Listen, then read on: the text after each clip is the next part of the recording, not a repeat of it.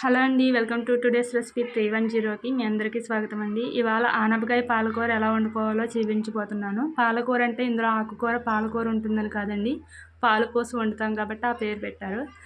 ముందుగా ఆనపకాయని ఈ విధంగా చిన్న చిన్న ముక్కలుగా కట్ చేసుకొని నీట్గా కడిగి నీళ్ళన్నీ వాడిపోయేలా పెట్టుకోవాలండి.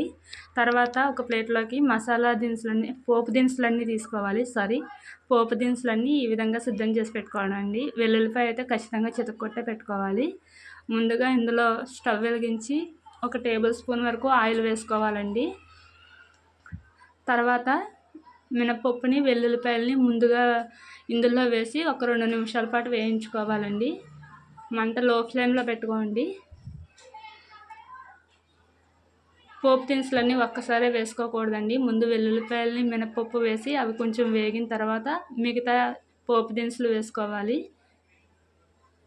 అవి కూడా వేసి కొంచెం సేపు దోరగా వేయించుకున్న తర్వాత మనం కోసి పక్కన పెట్టుకున్న ఆనపకాయ ముక్కలన్నీ కూడా ఇందులో వేసేసుకోవాలండి.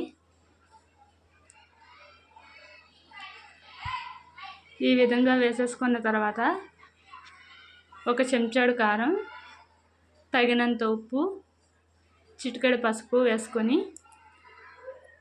బాగా కలుపుకోవాలండి.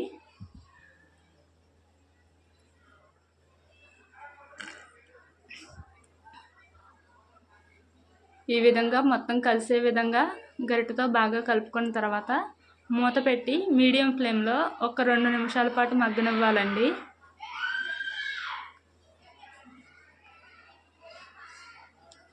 ఒక 2 నిమిషాలు మగ్గిన తర్వాత మూత తీసుకుని చూసుకోండి. మరొక 2 నిమిషాల పాటు మగ్గించుకుంటున్నానండి నేను, ఎందుకంటే ఇక్కడ కొంచెం వాటర్ ఊరింది కదా, సో కాబట్టి మళ్ళీ మూత వేసుకొని ఇంకొక 2 నిమిషాలు మగ్గించుకుంటున్నానండి.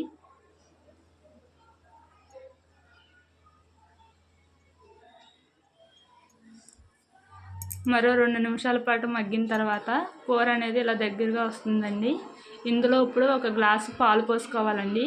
పాలు పచ్చిపాలు అయినా సరే పర్వాలేదండి, కాయాల్సిన అవసరం లేదు, పచ్చిపాలు పోసుకున్నా సరిపోతుంది. పాలు పోసుకొని ఒకసారి ఈ విధంగా కలుపుకొని మూత పెట్టుకొని మీడియం ఫ్లేమ్లో ఒక 10 నిమిషాల పాటు ఉడకనివ్వాలండి. ఇక్కడ ఇంకా కొంచెం వాటర్ కనిపిస్తుంది కదండి, కాబట్టి మూత వేసుకొని మరొక 5 నిమిషాల పాటు ఉడకనిస్తున్నానండి నేను. మరొక 5 నిమిషాల తర్వాత కూర అనేది మొత్తం సిద్ధమైపోయిందండి. దీనికి ఇంకేమీ ఇంగ్రీడియంట్స్ అవసరం లేదండి, చాలా సింపుల్గా అయిపోతుంది. వేసవికాలం ఈ కూర చాలా చలవ చేస్తుందండి పిల్లలకి. సో ఆనపకాయ పాలకూర రెడీ అయిపోయిందండి. వీడియో నచ్చినట్లయితే తప్పకుండా ఒక లైక్ చేసి మా ఛానల్ని సబ్స్క్రైబ్ చేసుకోవాలని కోరుకుంటున్నానండి. Thank you for watching.